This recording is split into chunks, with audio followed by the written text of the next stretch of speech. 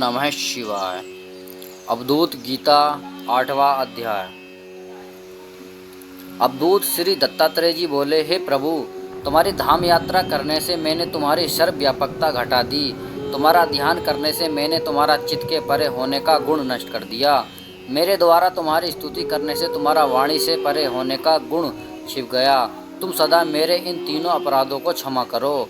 कामनाओं से अनाहत बुद्धि वाला, इंद्रियों का दमन करने वाला, कोमल स्वभाव वाला, पवित्र संग्रह से रहित, इच्छा रहित, सीमित आहार ग्रहण करने वाला, शांत स्थिर मति वाला, आत्मा की शरण ग्रहण करने वाला मुनि आत्मज्ञानी होता है। वह प्रमाद शून्य, गंभीर स्वभाव वाला, धैर्य संपन्न, काम क्रोध आदि 6 विकारों को जीत लेने वाला, मान रहित, दूसरों को सम्मान देने वाला, कर्तव्य परायण, मैत्री पूर्ण व्यवहार करने वाला, दयालु तथा कभी दूरदर्शी होता है। वह कृपालु, सभी देहधारियों से द्रोह न करने वाला, सहनशील, सत्य संपन्न, निर्दोष मन वाला, सबके प्रति सम्मान भाव रखने वाला तथा सभी का उपकार करने वाला होता है। पूर्ण भक्ति से संपन्न, वेदों के वर्णों अर्थात अर्थ तथा तत्वों को जानने वाले, वेद वेदांतों के ज्ञानियों को आकार आदि वर्णों के द्वारा अवधूत का लक्षण जानना चाहिए, जो आशा रूपी पाश बंधन से पूर्णतः मुक्त है। आदि, मध्य और अंत, जागृत, स्वप्न, सुषुप्ति, इन तीनों अवस्थाओं अथवा आदि, अंत, मध्य, भूत, वर्तमान, भविष्य, इन तीनों कालों में निर्मल चित्त वाला है और सदा ब्रह्मानंद में मग्न रहता है। उस अवधूत का यह आकार लक्षण है। जिसने वासना परित्याग कर दिया है, जिसका वचन विकार रहित है और जो वर्तमान में व्यवहार करता अर्थात वर्तमान में प्राप्त परिस्थितियों के अनुसार आचरण कर लेता है, उस अवधूत का यह वकार लक्षण है। जिसके शरीर के अंग धूल से दूषित रहते हैं, जो निष्पाप निश्चित वाला है, विकार रहित है, धारणा तथा ध्यान आदि क्रियाकलापों रहित है, उस अवधूत यह दुकार लक्षण है। जिसने आत्म तत्व के चिंतन को धारण कर रखा है, जो भौतिक चिंता तथा चेष्टा से रहित है, जो अज्ञान रूप अंधकार और अहंकार से रहित है, उस अवधूत का यह तकार लक्षण है।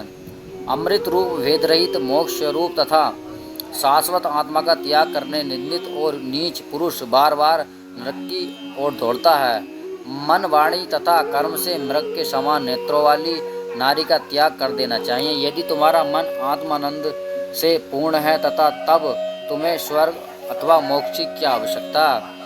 मैं नहीं जानता कि उस विधाता ने मृग नयनी स्त्री की रचना किस लिए की। स्त्री को तुम विश्वासघात करने वाली और स्वर्ग तथा मोक्ष सुखी अर्गला वादा समझो। जो लोग मूत्र तथा रक्त से दुर्गंध युक्त और मल से द्वारा दूषित चर्म कुंड में रमण करते हैं, वे इस दुखमय संसार में लिप्त रहते हैं, इसमें निसंदेह नहीं है। कुटिलता तथा दम्भ से युक्त और सत्य तथा पवित्रता से रहित एवं सभी देहधारियों की बंधन स्वरूपा नारी को किसने बना दिया।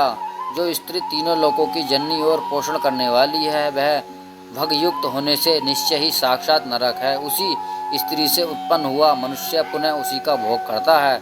महान खेद है कि संसार की यही स्थिति है।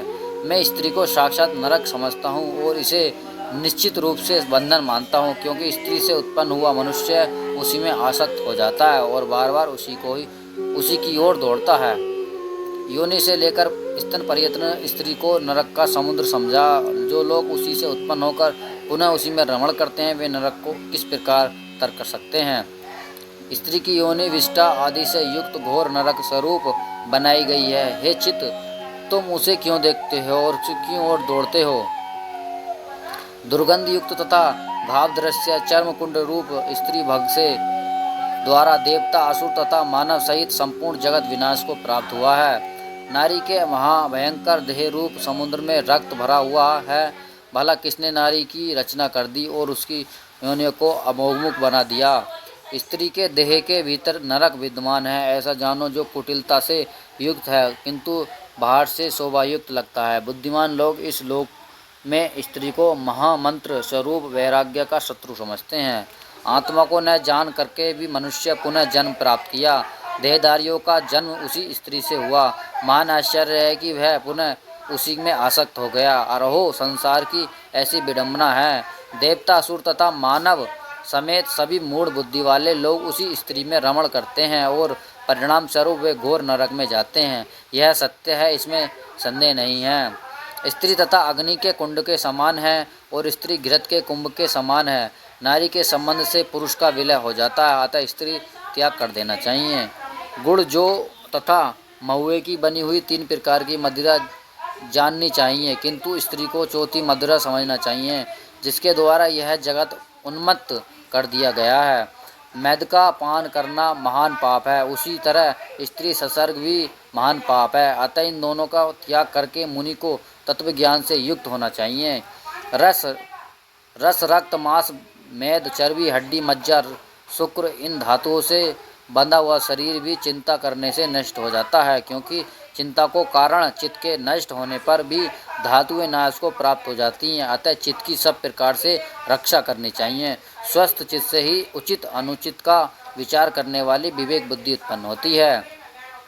आनंद स्वरूप अवधूत श्री गीता दत्तात्रेय जी ने इस अवधूत गीता की रचना की है। जो लोग इसको पढ़ते और सुनाते हैं उनका पुनर्जन्म नहीं होता। अवधूत गीता समाप्त।